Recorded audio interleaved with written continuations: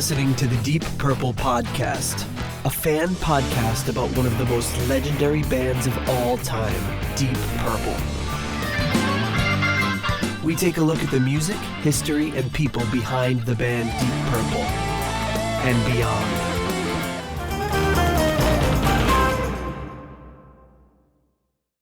Welcome to the Deep Purple Podcast, the first and only podcast devoted to one of the greatest bands in rock history, Deep Purple.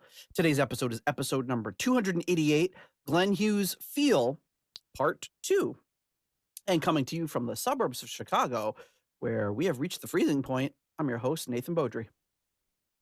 And coming to you from the suburbs of Providence on Indigenous Peoples Day, I'm your co-host, John Nothing at All Matola. Nothing at all. Oh, so does this involve skiing? New Hampshire?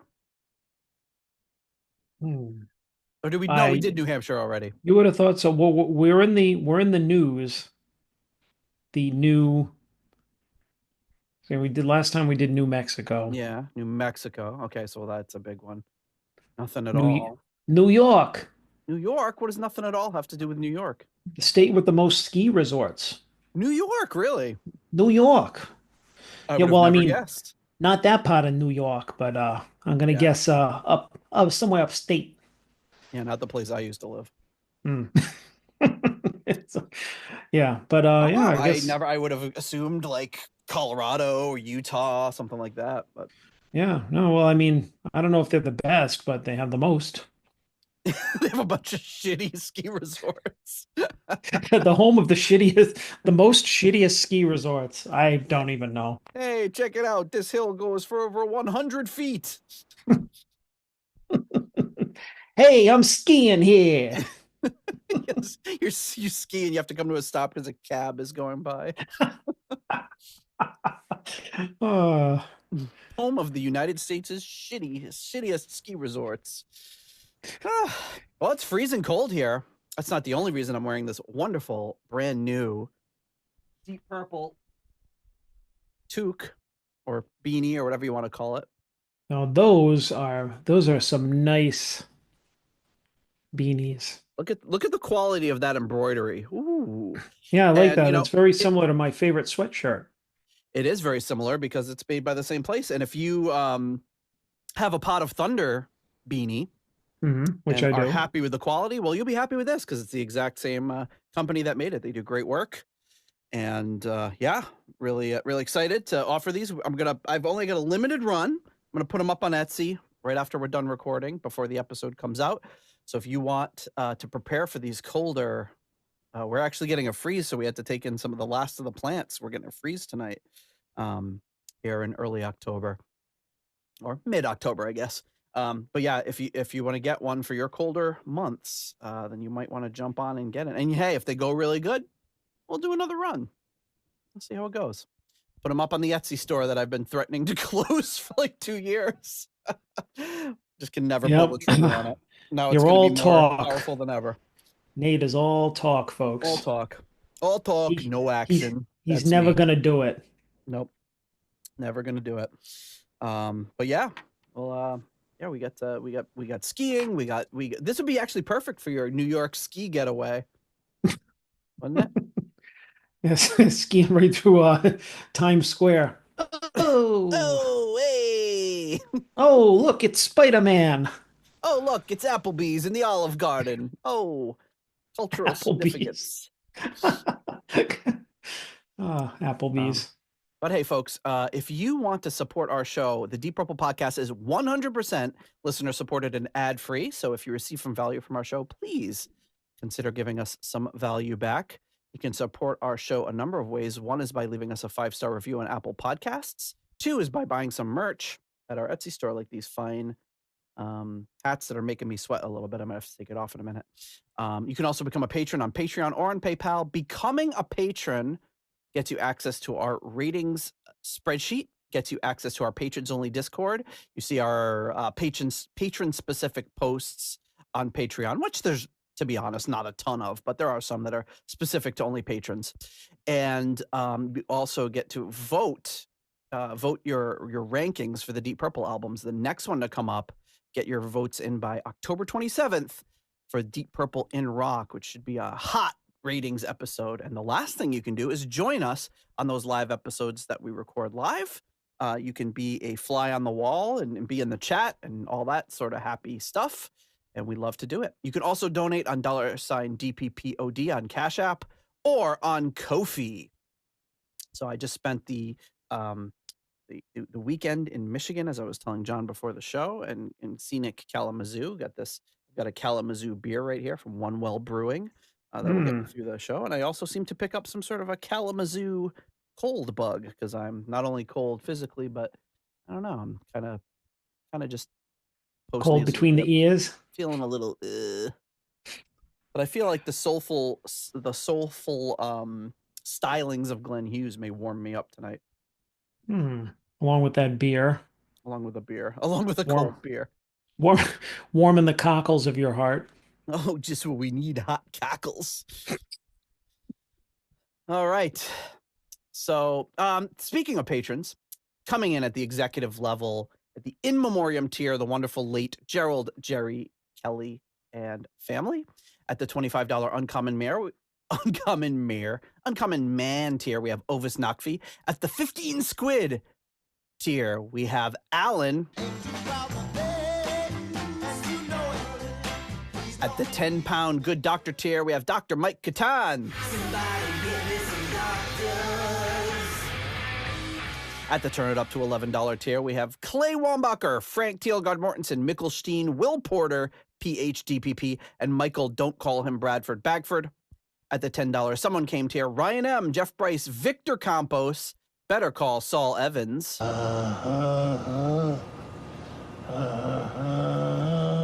And Peter from Illinois. And at the Hughes by 2033 tier, we have the one, the only Fielding Fowler.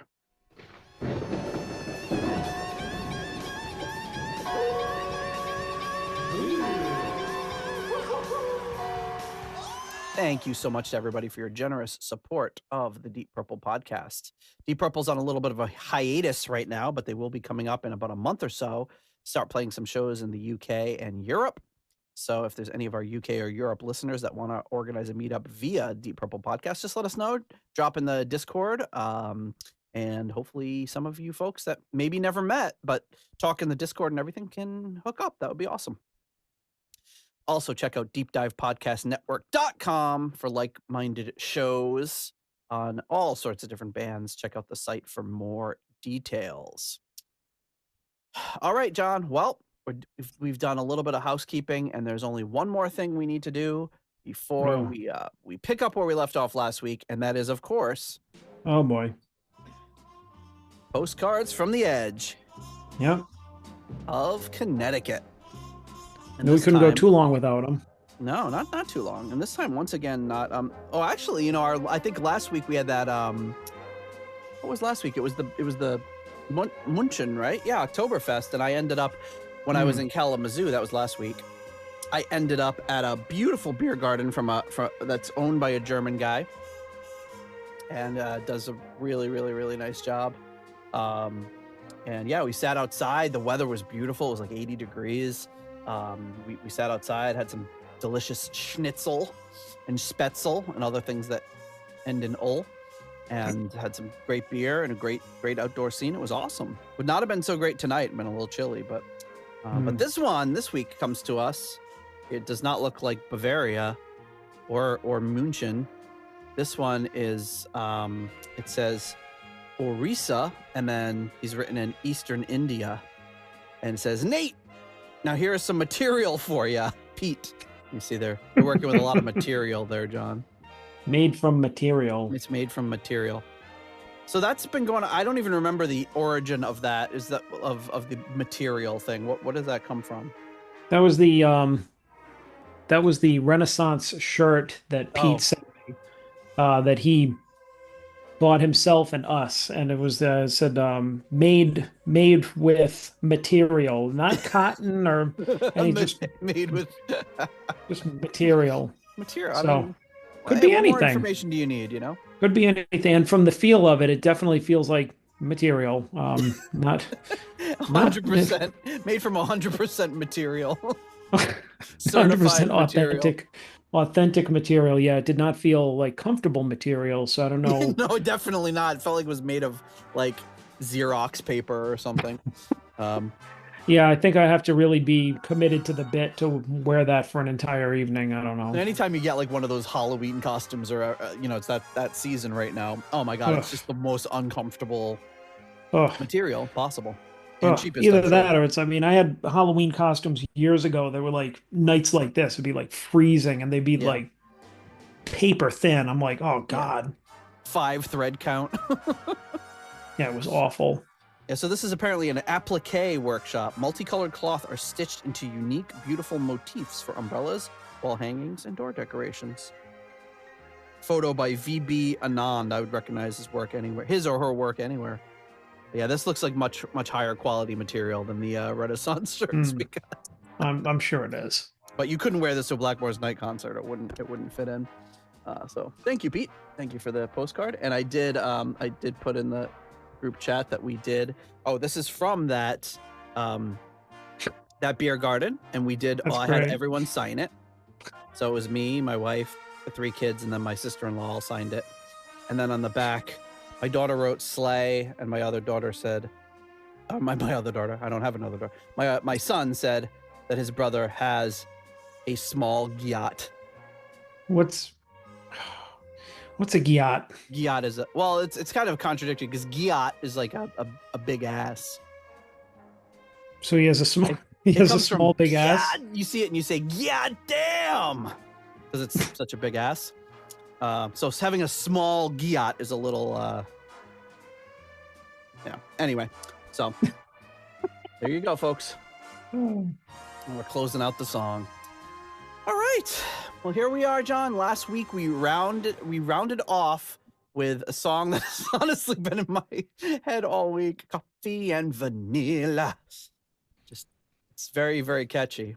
And I can't remember. I don't think it got great rankings from us. Well, 3.5. So it got good, Yes. but not great. Yeah. But it should get extra points for catchiness because it was a very catchy tune. So here we are. Yeah, the that's second part of the album. I'm trying to think if there's anything else we left off, but I've got my notes here for the following songs. Should we just get right into the next song, or do we have anything to kind of recap from last week? No, we definitely left off on a note. I'll tell you that. Notes. This coffee has notes of vanilla. But yeah, other than have we been talking about who's on the tracks before or during? I think you're I just don't doing remember, them so I'll do it during. before. This one doesn't have a ton. It's got Pat Thrall on guitar, All right. Mark Hugenberger on keyboards, and it's produced by Glenn Hughes. And this song is called Push.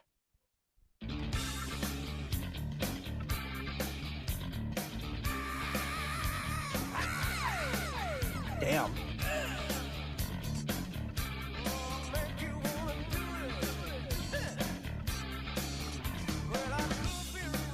A very nice funky groove on this one. Yeah, Hughes doesn't usually have those like delay or effects on his vocals like that.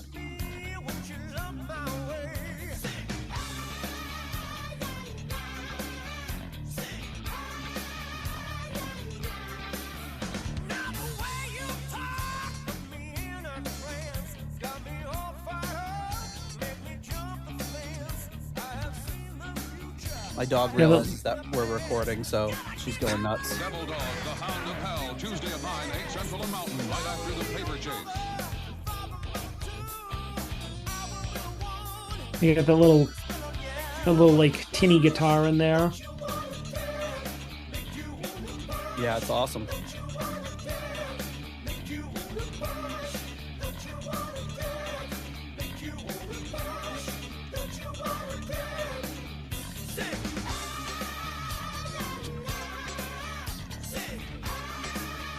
This reminds me of Fire by the Ohio Players. Yeah, it's probably he's going for, right?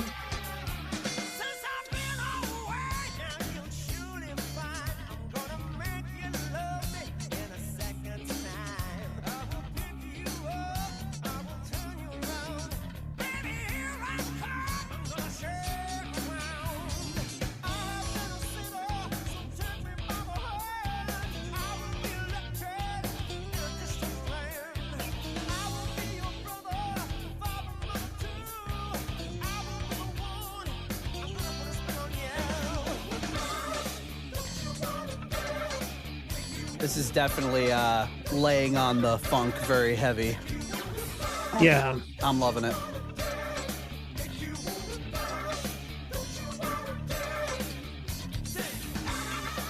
Yeah, he's definitely doing some different stuff with his voice than he usually does.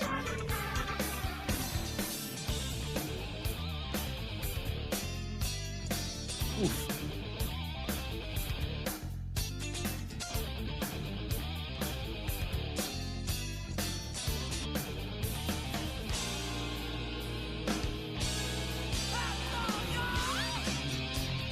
Wow. Oh, nice.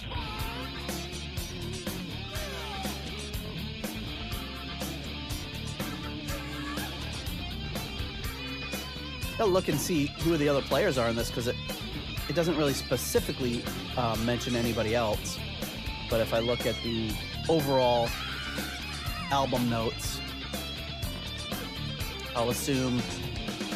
Oh, it said Pat Thrall on guitar, right? Yeah, Pat Thrall on guitar. Yep. Mm-hmm. And it'll be Gary Ferguson on drums.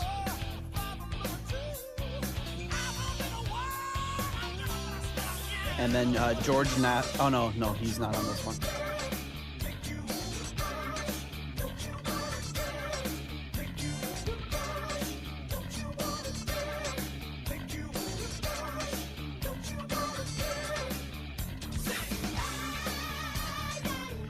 That part just reminds me of that Ohio Players song.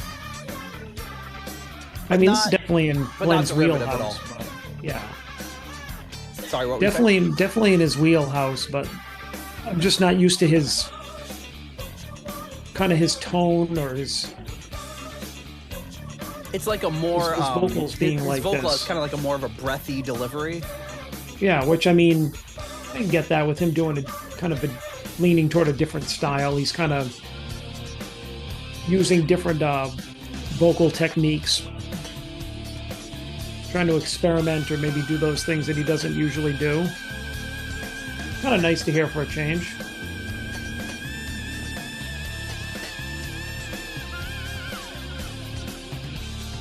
So even that, I used to hearing him do that, but the effects that they're putting on it are something he that was typically like the, doesn't do. That was like the Hughes Ween. The Hughes Ween scream. The Hughes Ween scream. Oh my God, my dog is going absolutely insane. Well, if it makes you feel better, I don't hear it. No? Okay, well, I'm hoping you don't hear it on the final product. All right, John, what do you give Push? Yeah, so that kind of won me over a little bit halfway through the song, so I give it a 3.5. Thought it was pretty good. He was doing some different stuff. Got that I thought it was guitar work by Thrall was really good. Maybe not so much the twangy stuff during the verses, but I love what he did with the solo. And that kind of breakdown in the bridge and then the solo was really good. You know me, I love the heavy, so but Yeah, yeah, absolutely. something a little expected but different from Hughes. I don't think we've heard anything quite as funky as we're getting on this album since Play Me Out. Yeah, it's been a while. And that was a different kind of funk. This is more like that old Mm, Ohio Players, Earth, Wind, and Fire mm, sort of funk angle that we necessarily haven't heard from him in a while. mhm. I'm going to give this one a 4.5. I love it. It's right in my wheelhouse. Great track. I feel like there's a lot of, even the tracks on this that maybe I'm not as much of a fan of are very catchy. Yeah, I'll agree. A lot of really catchy lines on this one, and I think so Mm. far, I'm ranking this album pretty highly. Um, 'Cause this is And kind of what I want from Hughes. one thing I've always said about him is that over the years, not all of it has been a home run, but I do respect how many different genres and styles that he's tried. I mean, he keeps writing new songs and releasing new albums and uh, working out his musical muscles. I mean, obviously, that's why he's still such a great singer now. So it's like, every single one of his albums hasn't been great, but I mean, you got to respect the guy for doing everything from this to Sabbath to even the Christmas album, for crying out loud. You know what I mean? It's like he's kind of trying everything. Yeah, totally. Yeah. And yeah, this is a great example of that. So, and yeah, you've kind of run the gamut on this. The only thing, maybe I'm not really remembering last week as well, but we haven't heard any like super hard rock stuff from him. But we could, Maybe, the, yeah, maybe like was the there one? first, yeah, I think maybe the first couple of songs, like Big Time and Living for the Minute, were more kind of leaning toward what he typically has been doing, like a little more hard rock, but um, still fit in with this album. Yeah, yeah, for sure. All right. The next track up is She Loves Your Money. This one's written by Hughes. I bet I she bet. does. Hughes, Allison, and Gowdy. I forgot who Allison was. Shoot, I can't see who else. I'll look it up during the song. But yeah, Bruce, produced by Bruce Gowdy, Glenn Hughes, and Pat Thrall. Rhythm guitar, Pat Thrall, and sorry, I'm looking at the wrong song. Guitar by Bruce Gowdy, keyboards by Bruce Gowdy, and produced by Gowdy, Hughes, Thrall. No Allison on this one, just Hughes and Gowdy. So here we go. She Loves Your Money.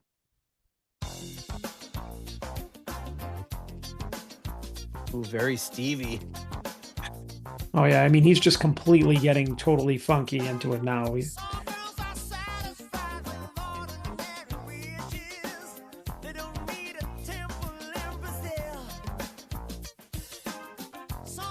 say they don't need a temple in Brazil?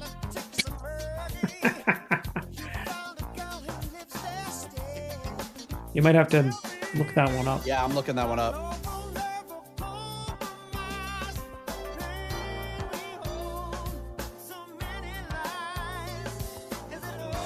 Yep, that's what he said. Okay.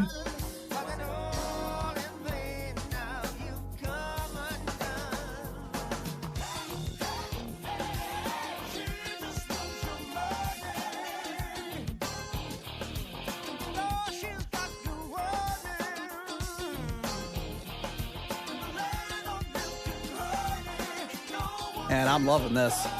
This sounds like it could be off of Play Me Out.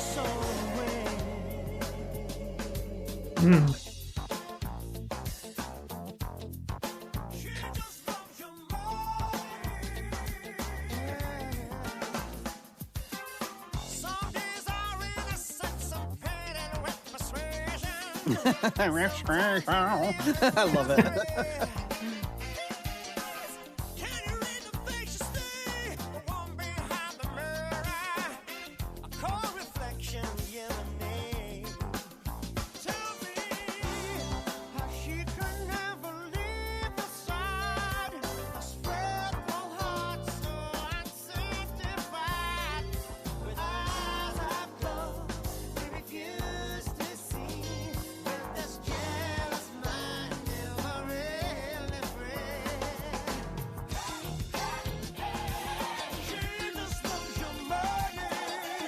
I enjoy the chorus quite a bit.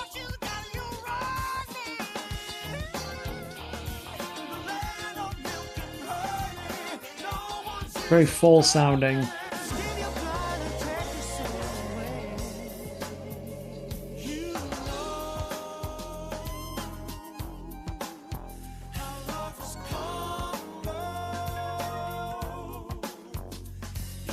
So I'm sorry, this one is part written by Guy Ellison, so I'm sorry. American keyboardist, composer, producer, and vocalist in LA. This is just so Stevie Wonder. I love it. Stevie Wonder is coming in a few weeks to Chicago, so I'm thinking about it. Oh, don't just think about it, Nate. You love Stevie Wonder. You gotta go. I know. Like, life, responsibilities. I know.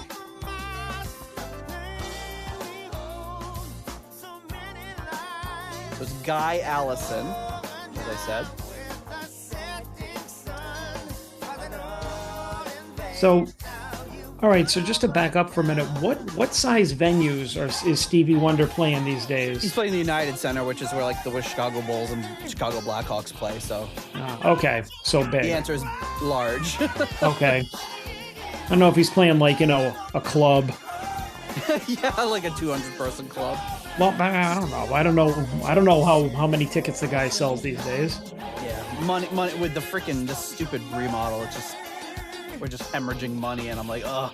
But we had tickets to see Stevie Wonder. I don't know, 8 or 9 years ago. He was coming around doing the entirety of Songs of the Key of Life, and sadly, Jen got ridiculously sick the day I of. remember. She was still gonna go, and I'm like, you can't go. Like, you're not gonna enjoy it. It's gonna be horrible. I remember you telling that story. My heart breaks for you. So we might need a do-over. And it's the night before my birthday, too, so it'd be a perfect birthday present. Hint, hint, Jen. No, hint, hint, John. So you're gonna buy us Jen. tickets? No. Well, What? I buy you tickets? I don't even get to go? Get out of here. You can come. It's the perfect birthday present for her, too, because she would really enjoy it. Well, yeah, hopefully she don't get sick again. Yeah, that's the only thing I'm kind of worried. Whenever something like that happens, you're always worried, like, but what if it happens again? Of course, the odds yeah. are very low, but all right, John, what do you think about She Loves Your Money? I mean, I thought it was pretty good, 3.5. Not not really my style of music here that I love, that I really enjoy, but thought there was some good elements in there. And you started talking about Stevie Wonder. I think I heard a little kind of a Stevie Wonder-esque harmonica Yes, in there very. too. And I'm trying to look. I'm not seeing who. Let me see if I do a search. Who's playing the harmonica on this? Stevie Wonder. Yeah, I don't see anything unless it was done like with the keyboard, like a little keyboard in the Oh yeah. Mm-hmm. in the pitch But wheel. Maybe they were doing that. But yeah, I mean it was yeah, I thought it was pretty catchy. I liked the Hughes vocals during the chorus. I mean, I like his choruses on this album. They're very full and uh, realized.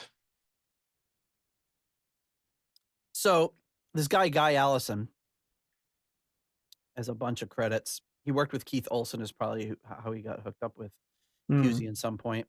He was he filled in the Moody Blues as a keyboard player, so he might have known him from his Moody Blues connection. He was a member of the band World Trade, which we mentioned earlier, which a few of the other guys on this album are on. He worked with the Doobie Brothers, and he he did this single that was in a movie called Prince of Bel-Air. Not the Fresh Prince of Bel-Air, but Prince of Bel-Air, which features Mark Harmon and Kirstie Alley, which I know as being the two leads of the great movie Summer School. Haha. But I did not know that they had another. I think this was a previous movie. I think this was before they did Summer School together. Reception. The film received a mostly negative critical response. So there you go. So I did not know that there was a movie about a non-fresh Prince of Bel-Air. And Non-fresh. the stale Prince of Bel-Air. And I did not know that Mark Harmon and Kirstie Alley were, like, I'm assuming, romantic leads again, given the status that they would have had in the mid-'80s. But Summer School, wonderful movie. Oh God, I haven't seen that in like forever. I think I watched the hell out of it when I was a kid. Oh yeah, it would be when I started the summer. My kind of routine for a few years was I go on summer break. I would put the TV on. I'd watch the Price is Right in the morning, and then I would make myself one of those cheese-filled hot dogs for lunch. The little line of cheese. Yeah, Grosses me out even thinking of them now. But every day I'd watch The Price is Right. I'd eat a cheese-filled hot dog. I would watch Summer School, and then I was like, okay, all my important business is done now. I can get on with the summer of my. That was like my work. All my meetings are done. Now I can play. Now I can go swim in the pool and play Nintendo. But yeah, that was the start of every day, and I must have seen Summer School at least 100 times, if not more. And, yeah, it's burned into my brain. Great movie. Okay, I don't think I rated this one. What did I? No. I'm struggling, but I'm gonna give it a 4, almost a 4.5. Love it. I love him invoking Stevie. I think it's a really and he's gonna invoke him even a little more later in the album. But yeah, great track. I love where he's going so far, but I really liked the first 2 tracks on the first half of the movie album, and then it was a little bit of a lull. So we'll see where he goes from here. Okay. Movie you're thinking of Summer School. No, you're thinking let's just watch. We'll do a Summer School watch along instead. The next track up is called Speak Your Mind. This is written by Hughes and Rojas. George Nastos on guitar again, keyboards, Carmine Rojas and Mark Hugenberger, and produced by Glenn Hughes. So here we go. Speak Your Mind.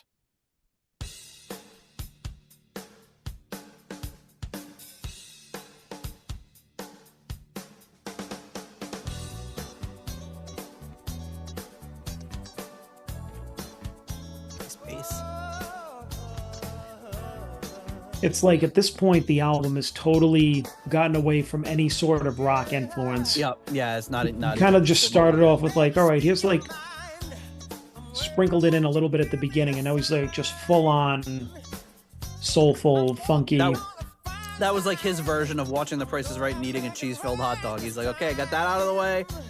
Now it's on. I got all my work done. Now it's time for play. You know, when I checked into the hotel in Michigan, the woman at the desk when I checked in was like, "Are you here for business or pleasure?" And I was like, "Ooh." So it's like I had to say pleasure, but I'm like, not really pleasure. I'm vacationing with 3 kids. You're like somewhere in between. Yeah, it just feels weird saying I'm here for pleasure. I'm here for a duet of pleasures. Yeah, I'm just here to be on vacation. Boy, was she just asking to make conversation, or did she have to put that in the computer? That's what well, it was while she was entering all the stuff. So I'm like, is that like a little button, a little radio menu you got to fill out? Like, oh, he's here for pleasure. It makes me feel like we're gonna invite a bunch of people into the room and have a big old party. I was like asleep by 9:30. Wait, she's just like, are you here for business or pleasure? And you just answered like this. What the hell does that mean? Dog.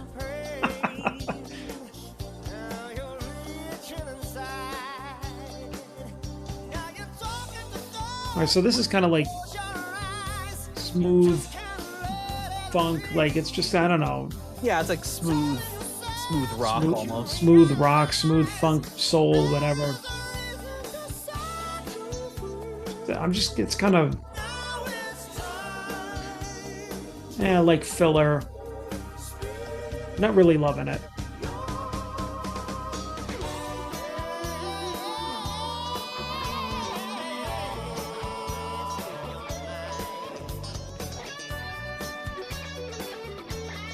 Did you say who was on this? Yeah, this one was... The guitar is George Nastos. Really good playing. Keyboards, Carmine Rojas and Mark Hugenberger. Yeah, guitar's good.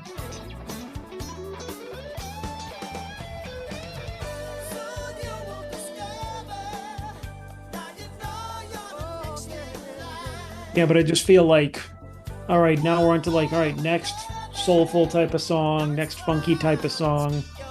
All kind of mushing together now in my brain. Yeah.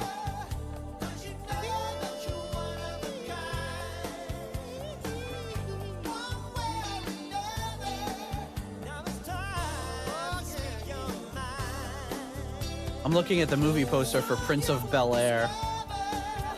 It says, he has it all except the girls. Like, really? Mark Harmon? Wasn't this around the time he was voted, like, sexiest man alive by Time magazine? Yeah, but I mean, traditionally you would put, like, really attractive actors, and like sometimes they'd be in those movies or TV shows where they were just like the loser with the girls. Like, oh man, how come I can't get a date? It's like you were voted Man of the Year in like Time magazine. What the hell are you talking about?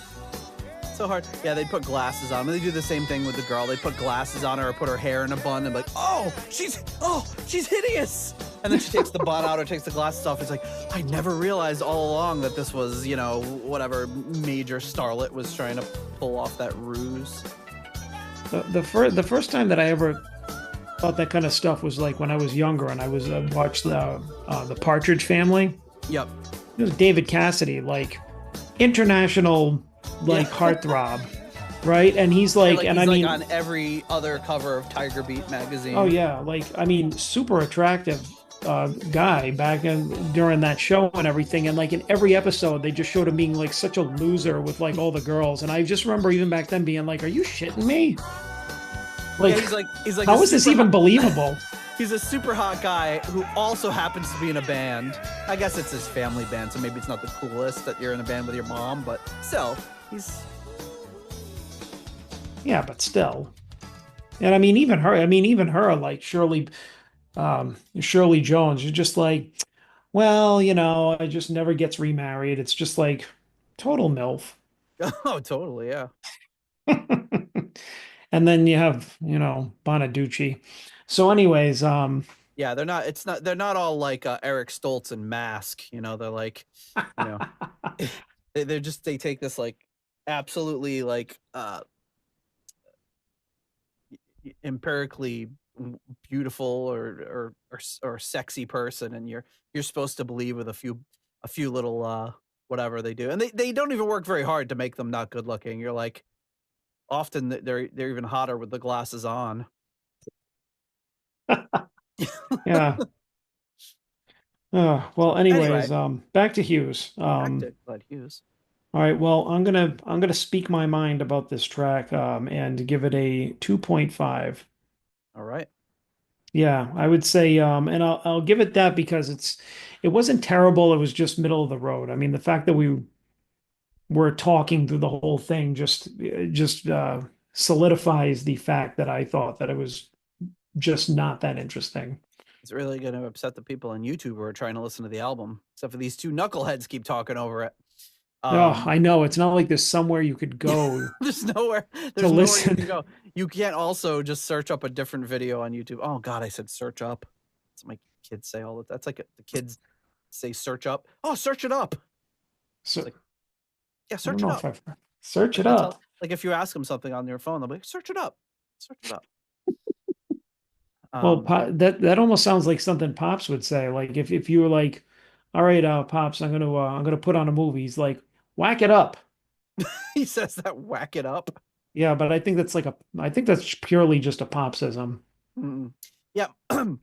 My dad still to this day calls the remote control the Fadapper. Yeah, where's the Fadapper? Remember when we first got cable, like in our area, it was that big brick of with the buttons that clicked when you pressed them, and it had that big like scooped out like scalloped thing with a big infrared beam on the inside. Weighed like 3 pounds. Yeah, that was actually before we had the VCR remote that actually had a cable that connected to the VCR across the room. But we had remember that big thing, and he'd call it the Fadapper.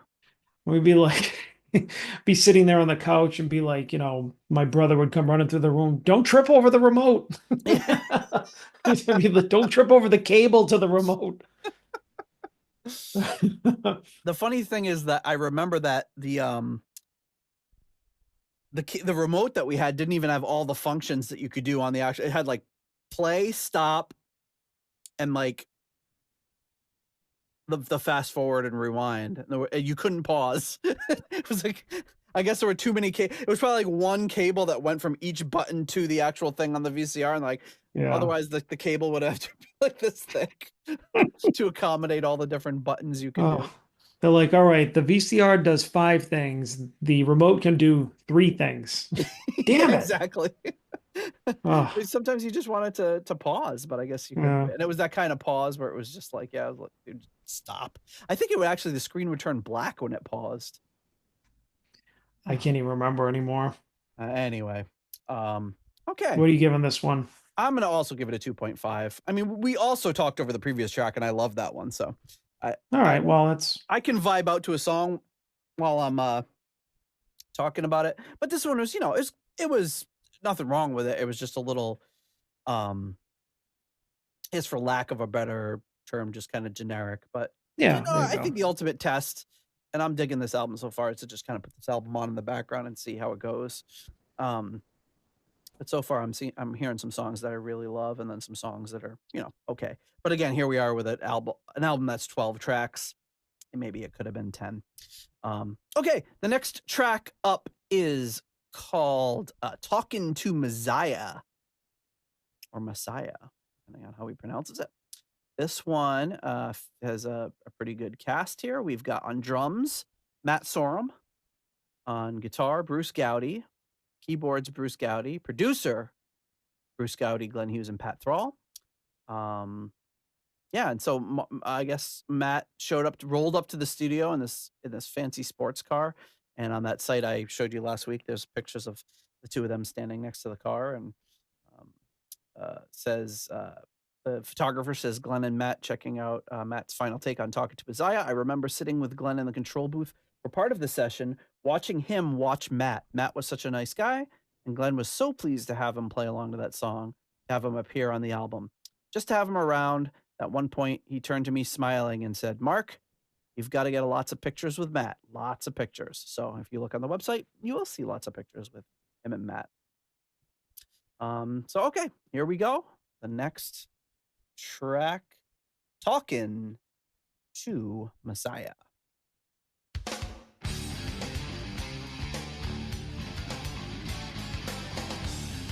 See, right after I said no more rock. Yeah. Very rock in the very funk vein, but still rocking.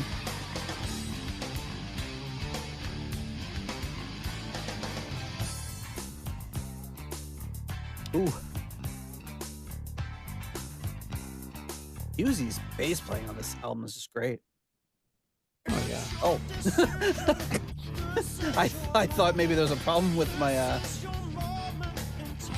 No, I knew he was going for the fake out. You mean the song's not over yet? After 20 seconds?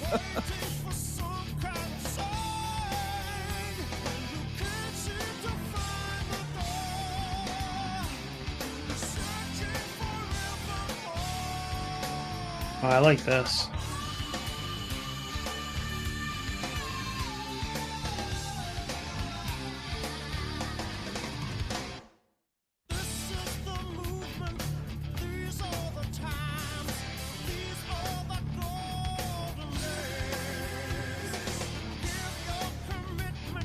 Yeah, these verses have like this sense of urgency to them.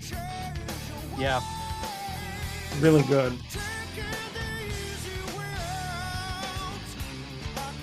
Cool riff.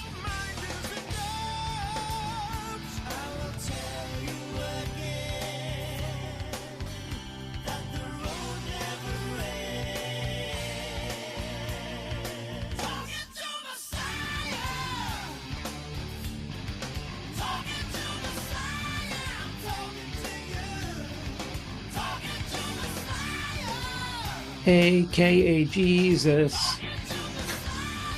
What was that? AKA Jesus. Oh. That would have been great if we had backup singers. AKA Jesus.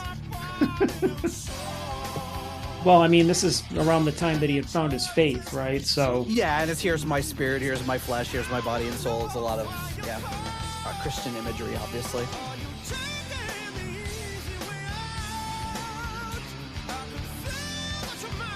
Which is funny because he does at this era for a few years. He doesn't like talk too much about Jesus, but he talks about God and he talks about faith, and it definitely with a Christian bent to it for sure.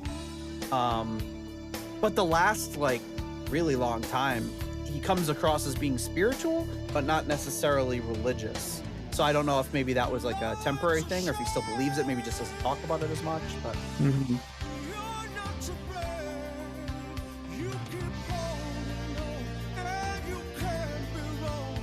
It's a shame.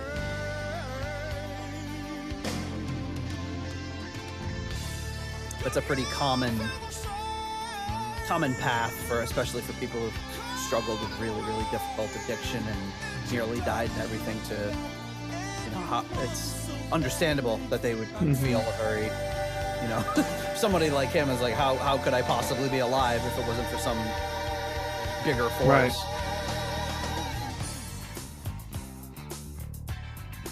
Man, is set that really low, snarly tone to that bass, that sixth string. Sounds great. Maybe I'll just get a six-string bass for my birthday instead of Stevie.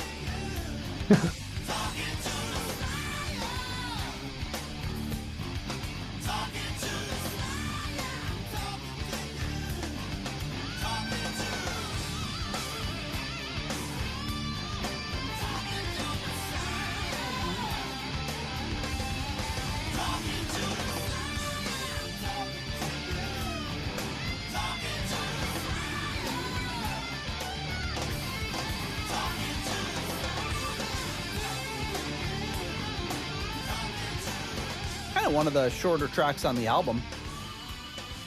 A lot of them tend to be more in the 5 to 6 minute range. This one's just about 4.5. Yeah, but there you go.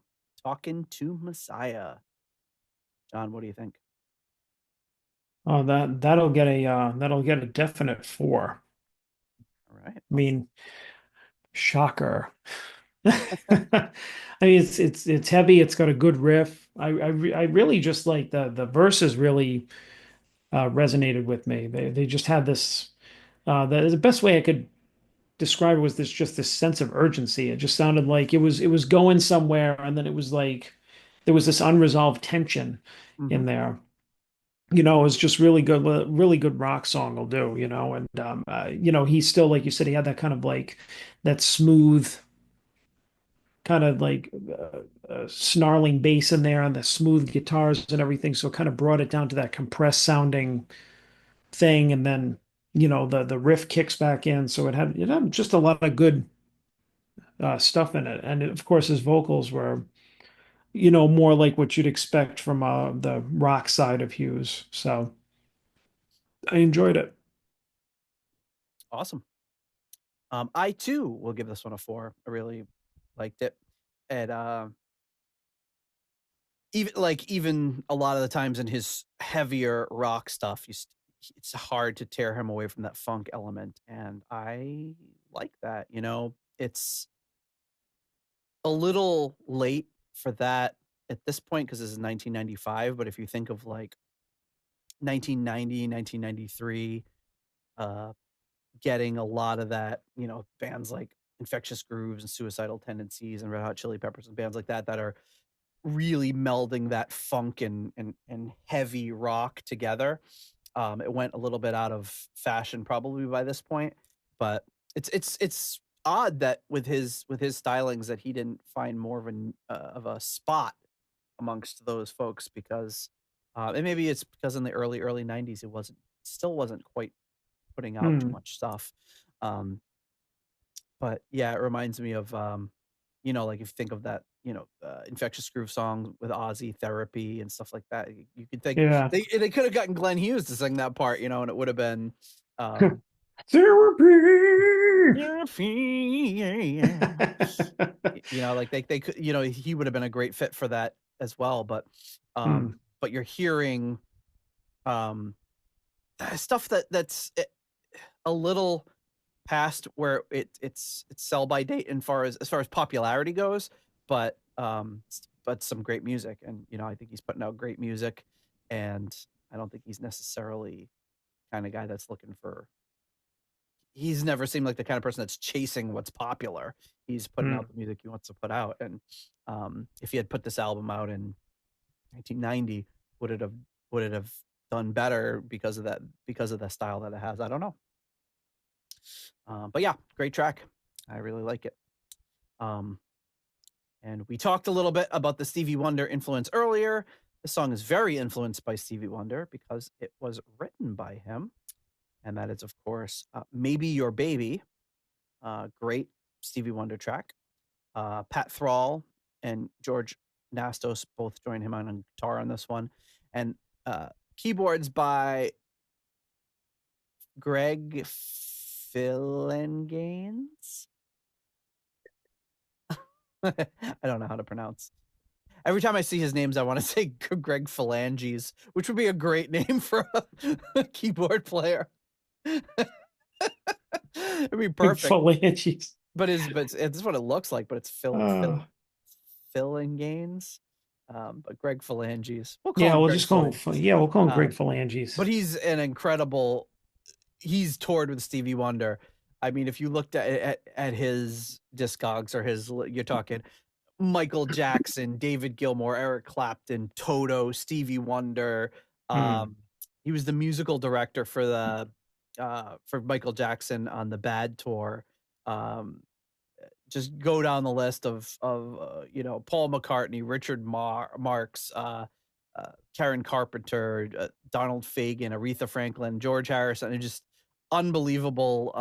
And I'm not probably naming 25% of the people he's worked with, but so this guy's definitely no slouch.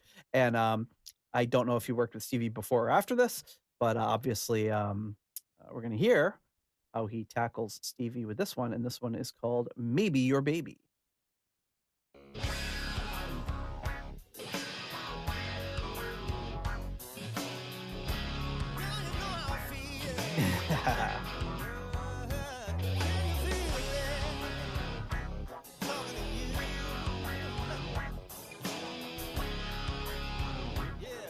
This one's from the album Talking Book. An interesting effect on the vocal there.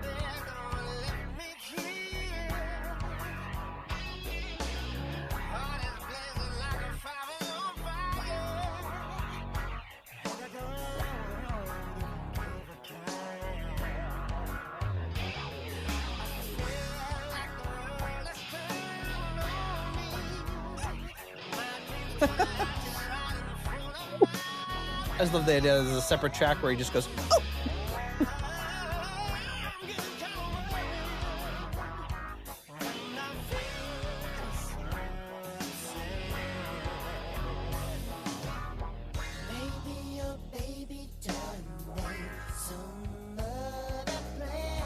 Wow, is that just him double tracked? It sounds like there's another voice there.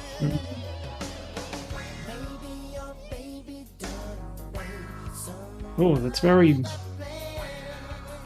unsettling. Unsettling, wow. Yeah, I don't know. It's weird. So I'm trying to think. I wasn't ready for it. All right, well, you'll be ready next time. You can tell us what you really think. I wonder if he's trying to, because I don't know if the Stevie Wonder version has another vocalist with him on that, but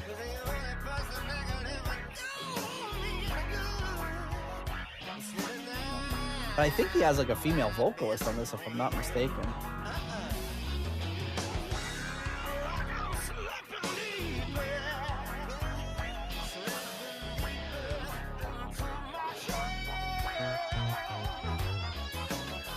Ooh. You know who played the guitar in the original version of this? Who? Ray Parker Jr. What, Ghostbusters? Ray Parker Jr.? That's the one and the same. Wow. Wow.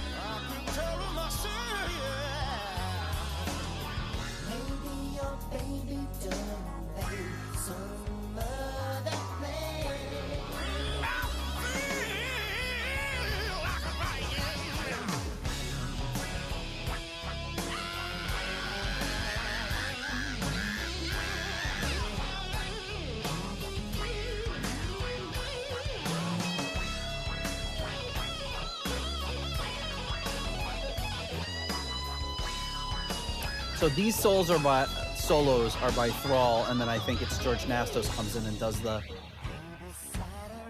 Nasty Nastos does the last solo. If he doesn't call himself that, he's missing out.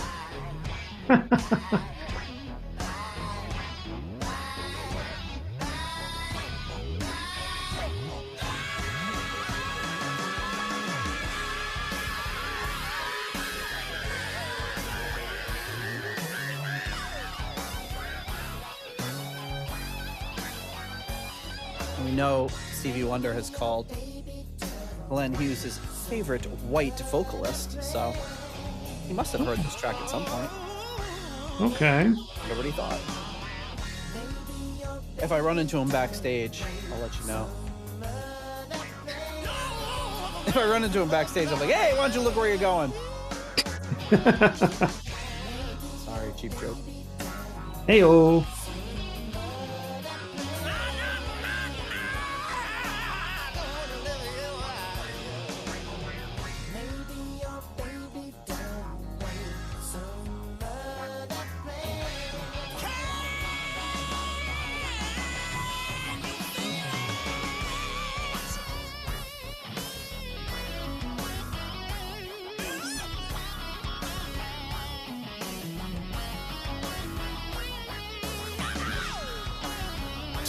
I love looking at this interview, trying to find out if Stevie Wonder ever commented on the song. Some interviewer asked Glenn Hughes, if you're ever given the opportunity to record with Stevie Wonder, would you?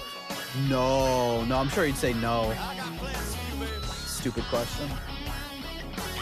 That'd be like asking us if we had a chance to record with anybody from Deep Purple. Nah. I mean, I might say no to recording to them or no recording Stevie Wonder because I don't want to embarrass myself, but...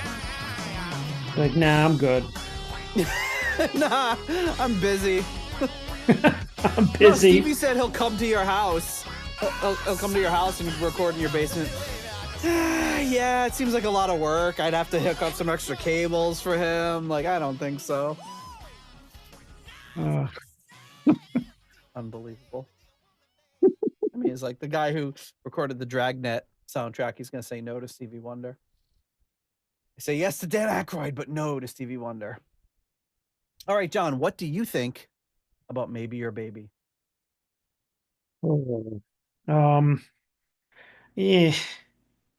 I'll give it a 3. All right. Yeah, I thought there was some good guitar work in it toward the end, but I don't know, the pace of the song seemed kind of slow. The vocals were kind of I'm sorry, I just felt they were like kind of odd. You know, it's like I don't Are you know. familiar with the original? No. No. Okay. No, so I don't know how it compares, but this version, it was, yeah, it just, felt like another one of these songs just kind of thrown in here, which I mean, hey, if I couldn't tell that apart from one of his own originals, then, good for him. He's doing what he's supposed to do Yeah. with this album. So, yeah, I mean, I think it compares it's pretty similar to the original as far as tempo and everything. yeah. But it is, I think, pretty hard to go into something at that tempo and feel that intense funk that Stevie Wonder brings to it. Mm, I don't even know if it's fair to compare it to the original. I mean, I guess you have to because it's it's a cover. But I think it's pretty faithful. But you yeah. kind of, it's faithful, but with a Glenn Hughes spin on it. I really love the original, and I think if you know an original song and really love it, if you hear somebody cover it, sometimes two things can happen. One is you can just hate it because it's not living up to it, or the other one is it can just invoke the original enough that you dig it, and I think that's kind of where I sit. Mm, So, I mean, I think I would give this one a 3.5. I think it's a really solid cover of the song. Yeah, I think it remains pretty faithful to it. So, okay. So the final track, if you bought the, I guess, UK release or whatever, this would be the end. But of course, if you're in Japan, you always get some bonus track. Last time, the bonus track we had was Burn, I think, on the last album that Glenn put out. This one is Holy Man, written by Coverdale, Hughes, and Lord. interesting. So here he is reliving or revisiting another Deep Purple track. This one's guitars by George Nostos, keyboards Mark Hugenberger, produced by Glenn Hughes. They said this was done in one take, live. It says, believe it or not, Glenn hadn't played this number since 1974 or 75. And so we had to spend a couple of minutes before the session pulled up in the control booth with Gary Ferguson listening to the original version off of Stormbringer album a few times before going into the recording chamber, plugging in and whipping this one out. Looking back on it, I remember how impressed we were, not only with Glenn, but with Gary as well, at how professional he was building and then playing his parts with speed and efficiency. And that was, of course, Mark Favre again. Fave? Fave, who was the photographer we talked about earlier. So here we go. This is Glenn Hughes redoing Holy Man.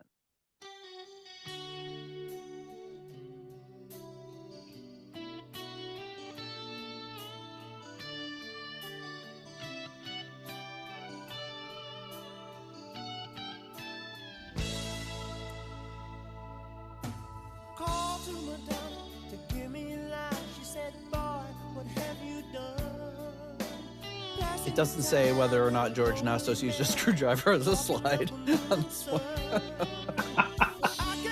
I don't know. You could tell by the feel of the guitar that he did not. No, it's definitely, you can. Richie's parts have to be played by Richie.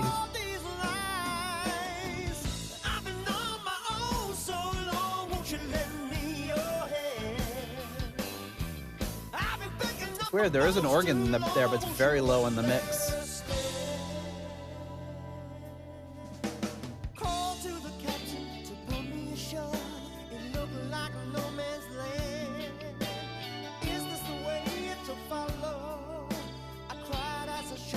It does stay pretty faithful so far. Yeah.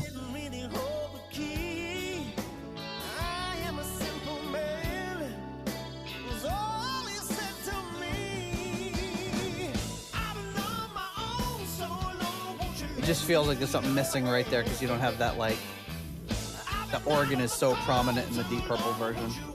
Yeah. Yeah, it feels very empty right there in the chorus.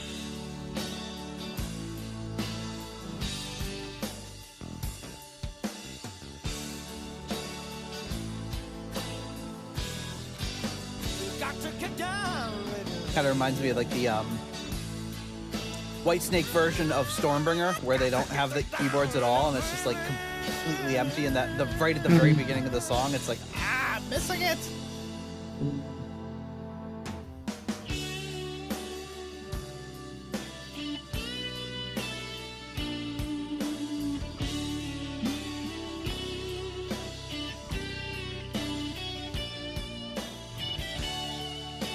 Doing some little harmonies there. All right, solo is pretty good. Yep, pretty much note for note.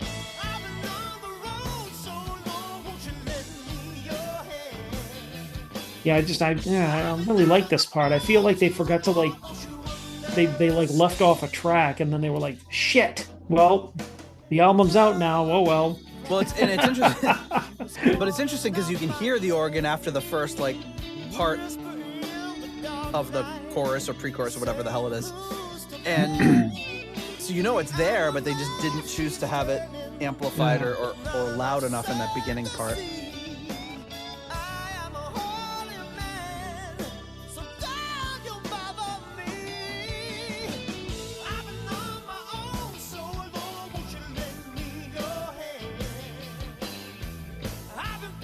Yeah, I mean, I hear it, but it's not doing anything.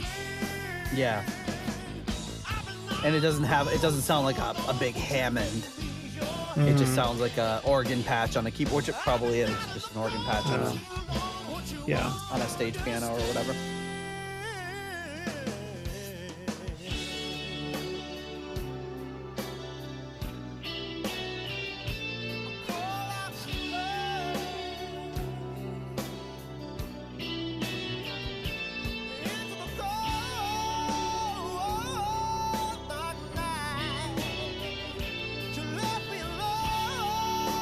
But all told, it's a pretty damn faithful cover. It's not.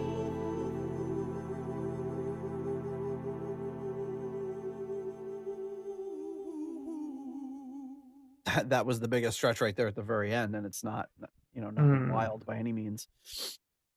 But yeah, that's the 1995 version of Holy Man by Glenn Hughes.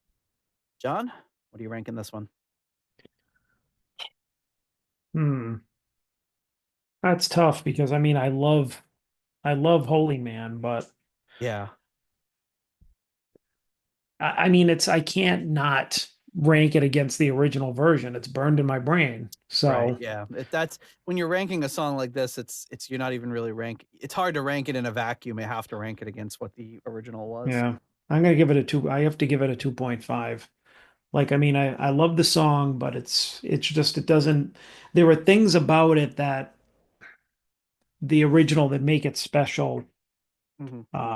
and really full sounding. And I think that's what it is like the fullness is missing from here. Like even if he decided to do something else with it, I think even the production on this song wasn't really doing it justice. And it didn't have I don't feel like it had the heart of the first one. But a lot of his Richie's guitar playing too is like I know that you're going to do something with it. You're going to play it note for note. There were some things like there's like a couple of little things where it's just he didn't. Who was playing the solo? Who was the lead guitarist? And George Nastos. yeah, see, the thing was, like you said, he technically he was perfect, but there were some kind of like slides from one note down to another note I think that I think he was trying too hard. He cared too much. Richie was just like, where's the slide? It's over there. Ah, damn it. I'm not getting up. Give me the screwdriver. Wee, one take. I'm out of here.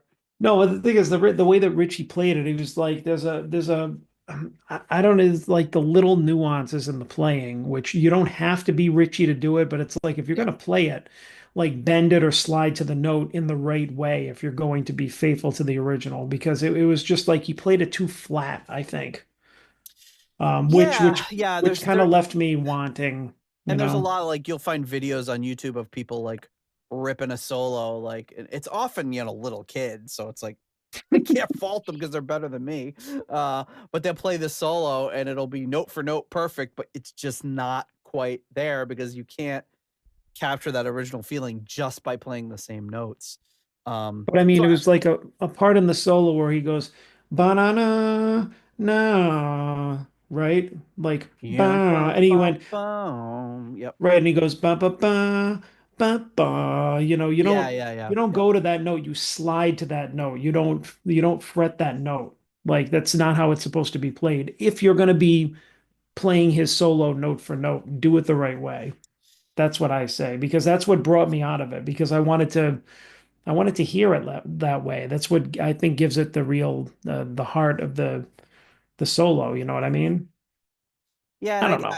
I wonder. It's like that kind of uncanny valley thing, If you watch The Simpsons, you're watching a cartoon, and your brain is like totally in it because it's a cartoon. But if you're watching Mhm. like one of those CGI 99% human realistic things, your brain is Mhm. just like, no, it's not right because it's just not quite. There's little articulations in the face and things that your brain picks up on if you're a human. Yeah. It's like if you've ever seen the videos of the like they'll bring one of those like robot dogs over to a dog and the dog is just like not having it because it looks like a dog. It's like barking like a dog and sort of moving like a dog, but the Mhm. dog is like, no, I know that's not a dog.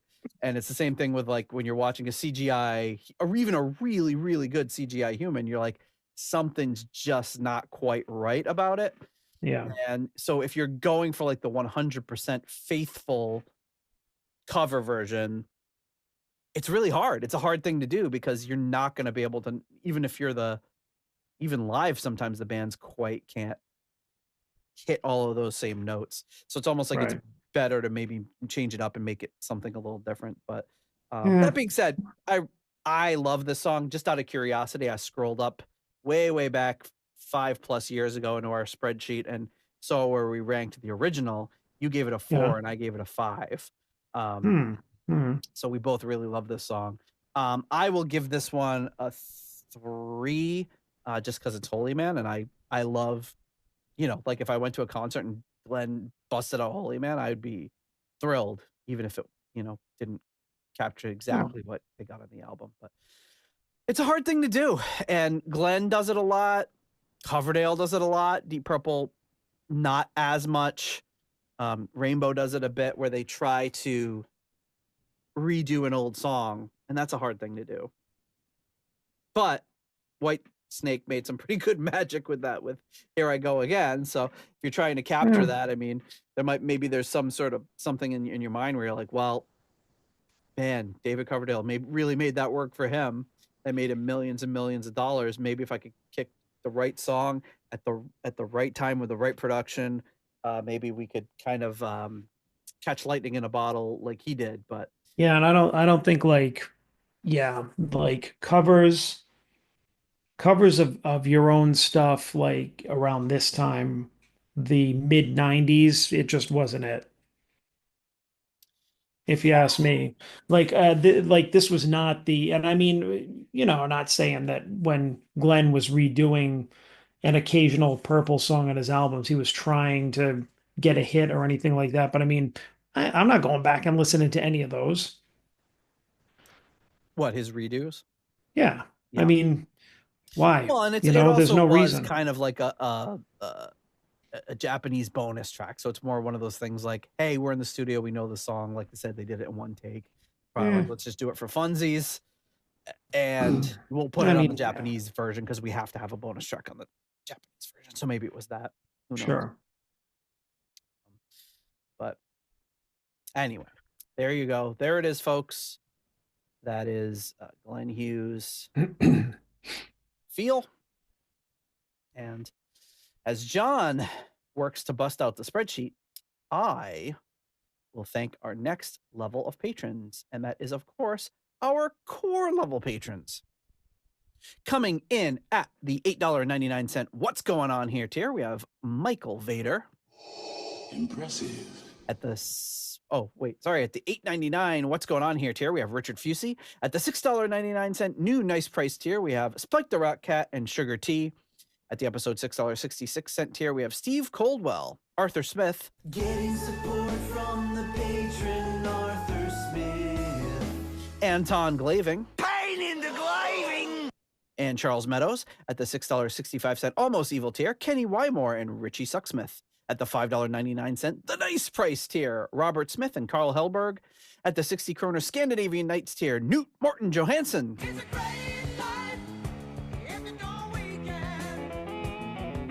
At the $5 Moneylender tier, John Convery, German Heidel, Adrian Hernandez, Jesper Alman, Alexi the Perfect Stranger, Slepikoff, Kev Roberts, Percival Frequency, Scott Zerns, Cynthia Doobie, Raf Calf. My Czechoslovakian is not so good. Coyote Bongwater. John Maselli.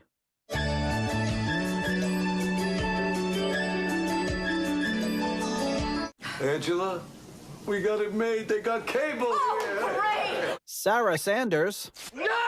Kelly Clarkson! Jelly Bean and Evan Robinson. Thank you so much for your generous support of the Deep Purple podcast. And I forgot to take out the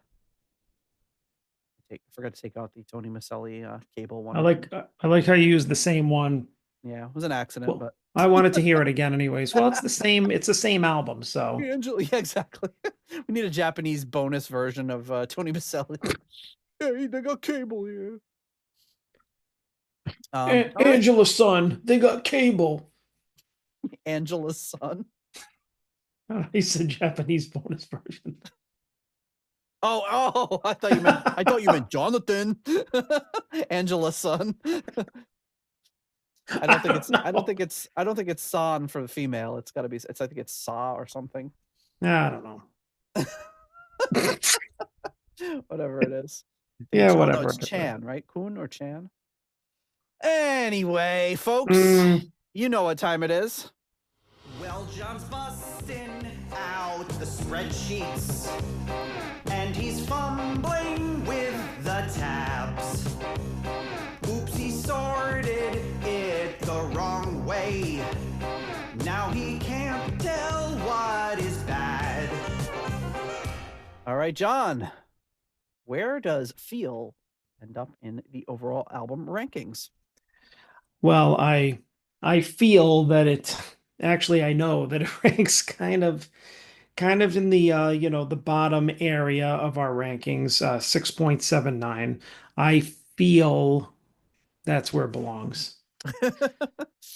And Yeah, but of I course, feel bad because it's Glenn Hughes, but it's in the vicinity of some pretty good stuff. yes, because yeah, exactly. So I mean, it's This is yeah, a self-selected list, so it's between Elf and Dixie Dregs. Free fall. So yeah, I mean nothing on the list is bad except for a few things that are also at the near bottom. Bent Out of Shape and John Lord Yeah. Windows as well.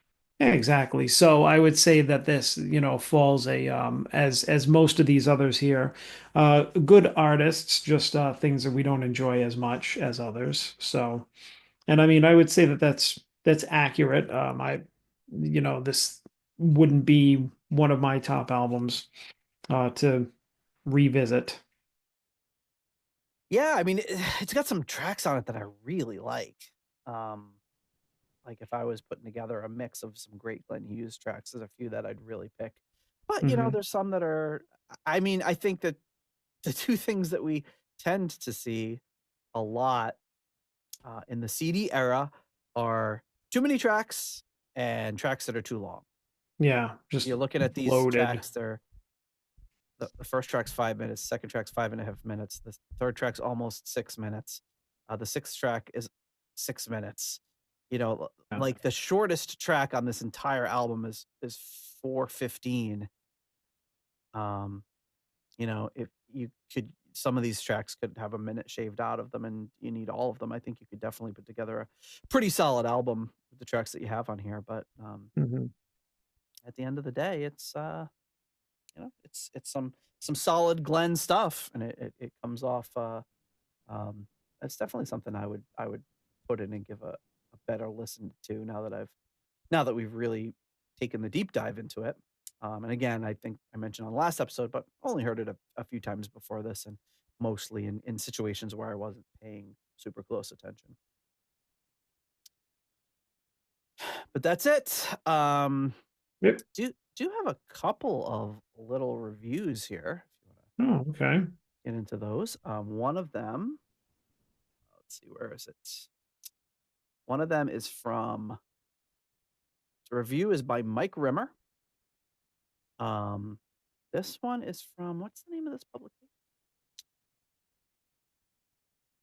Shoot. Oh, Cross Rhythms. Sorry.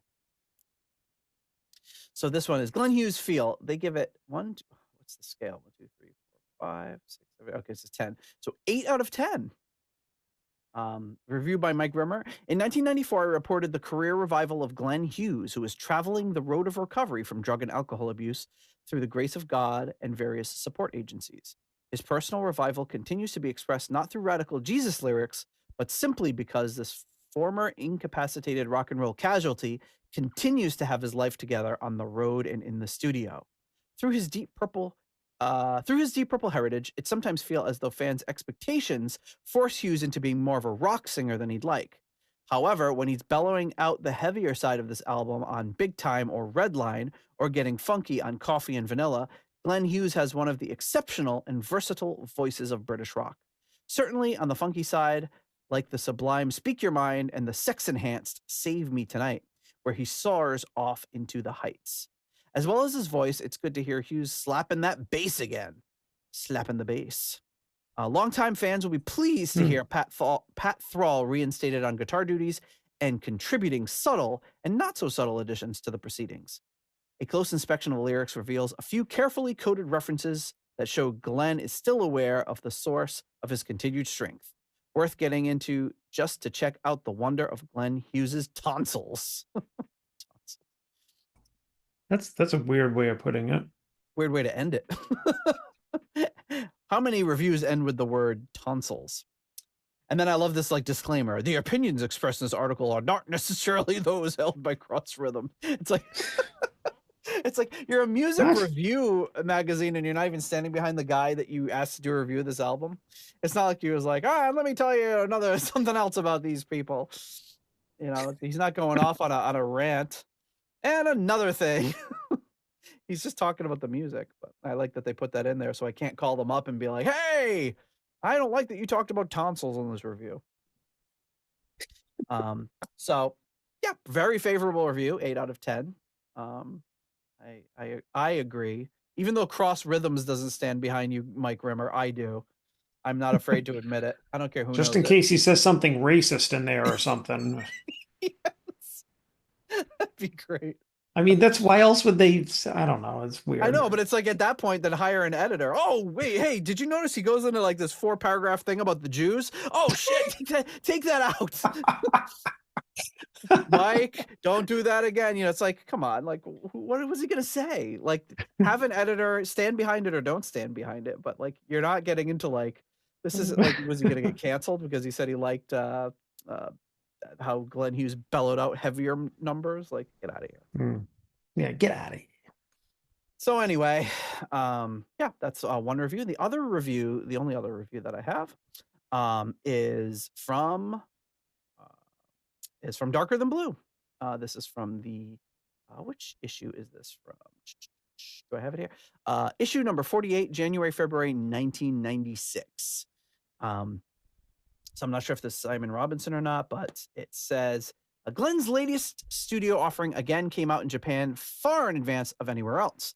11 tracks plus a bonus re-recording of re-recording of Holy Man. I have to admit, there was so many advance reports stressing the mediocre nature of the material. It was a long time before I summed up the courage to play it through properly.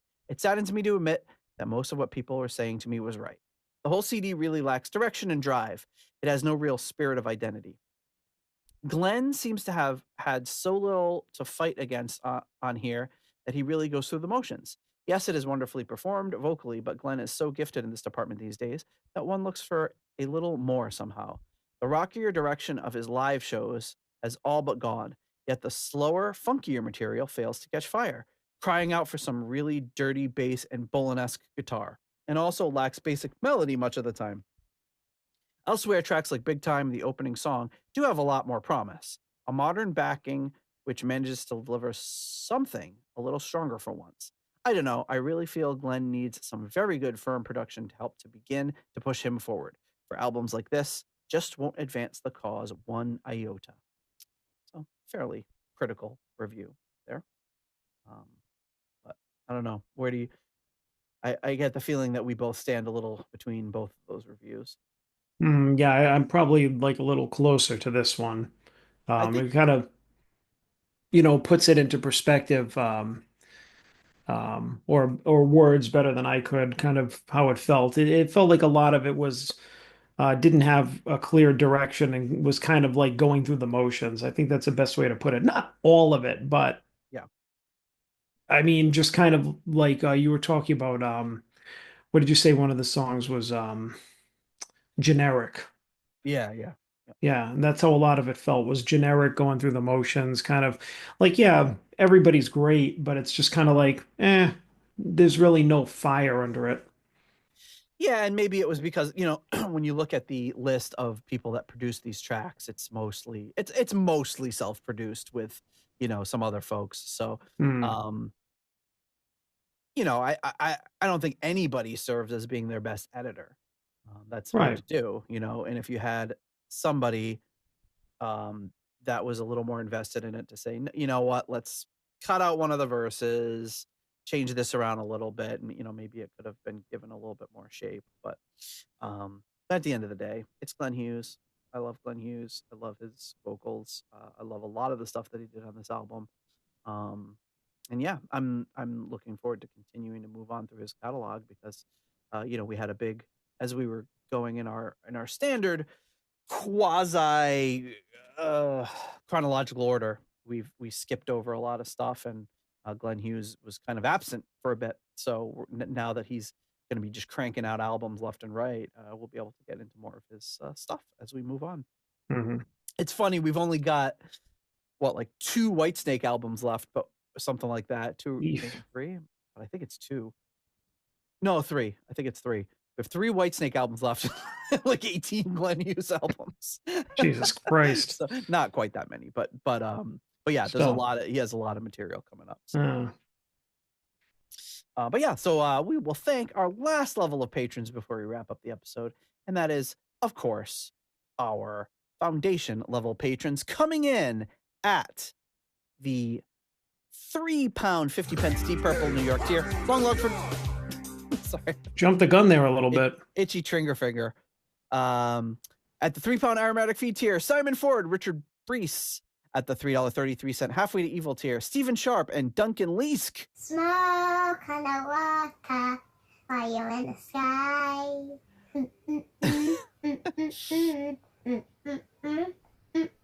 At the £3 Nobody's Perfect tier, Peter Gardeau. Ian DeRosier.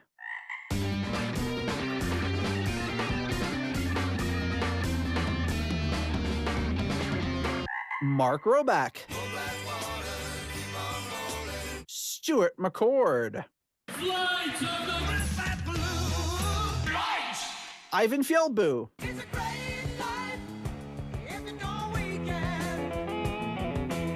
Runar Simonsen.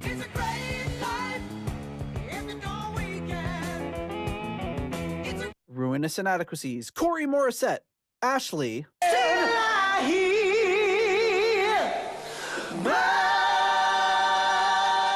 Weston Supermare Pilgrim. Joe Dopefish Sigler.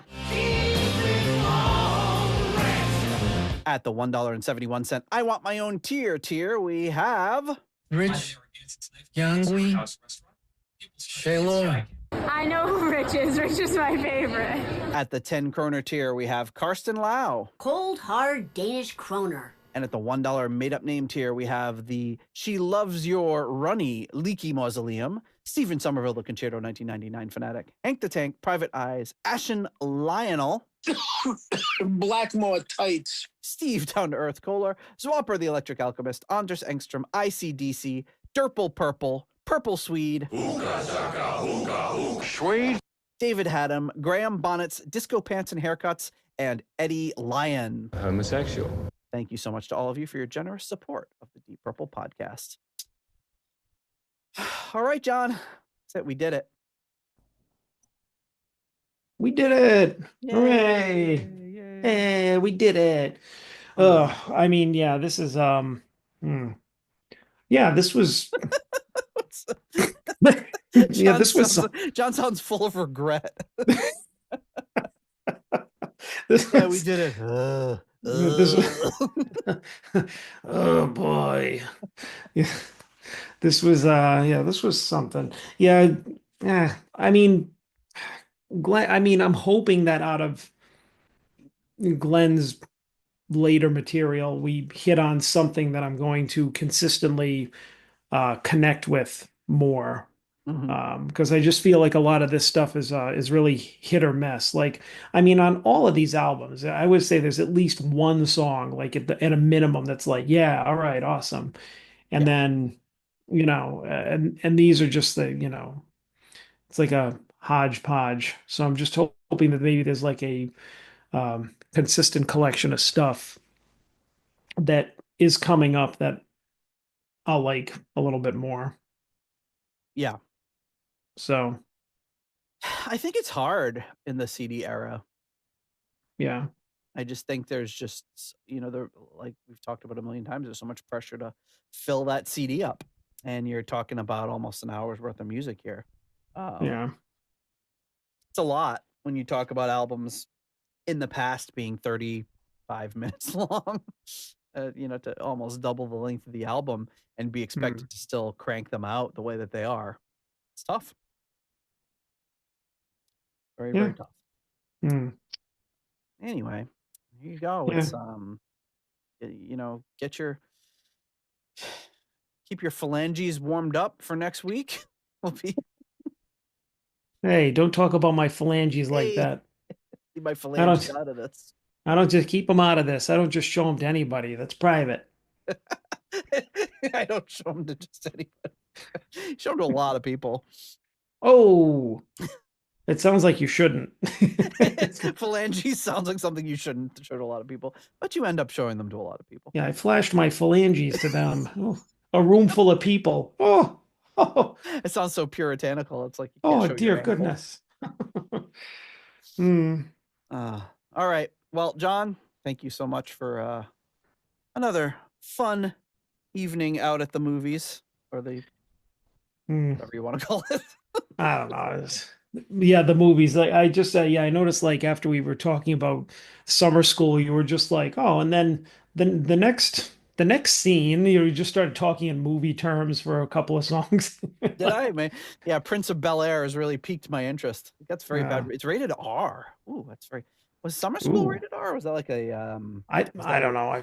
I just remember that was the uh the PG-13. the scene where they were like horror movie buffs, right? And so they were trying to scare everybody, and they Yeah, just like had the Chainsaw and chainsaws Dave. Yeah. and chainsaw and Dave.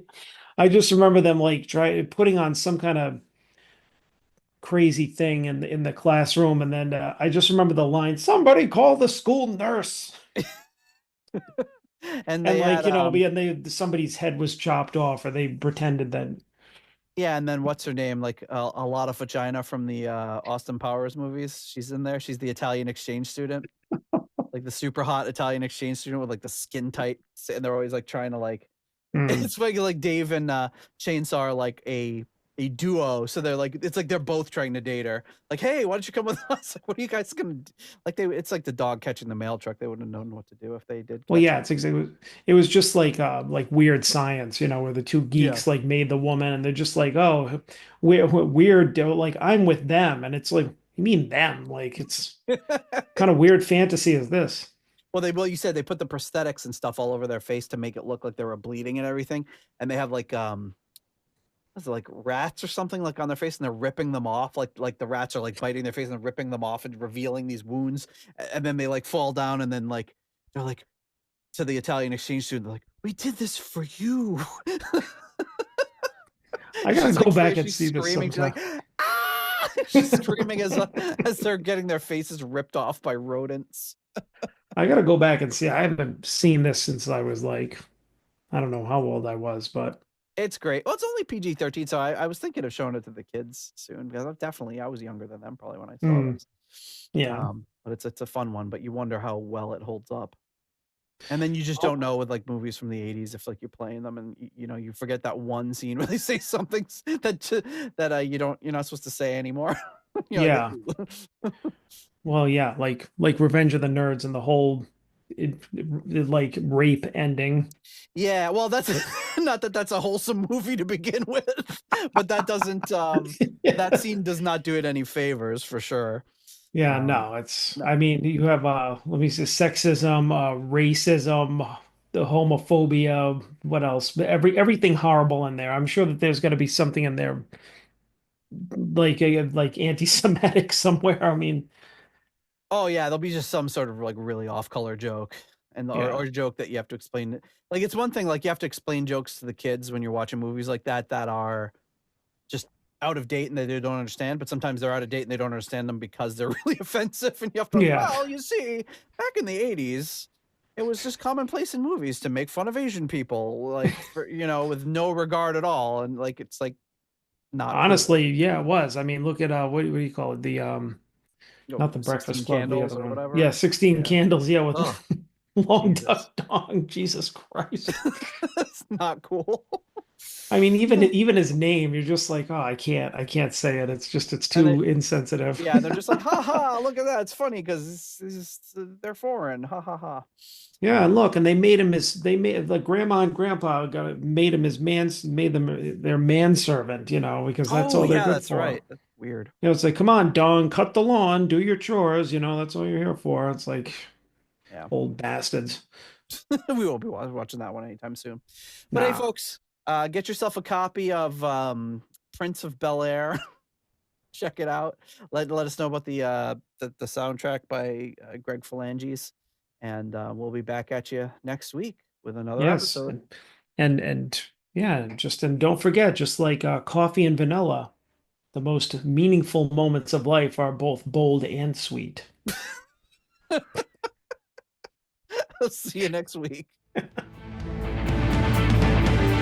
Thank you for listening to the Deep Purple Podcast.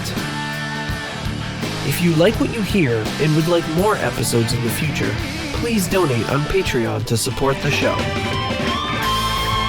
You can also leave us a review in Apple Podcasts to help new people discover the show. You can follow us on YouTube, Instagram, Twitter, and Facebook for show updates. See deeppurplepodcast.com for more details. Thank you for listening.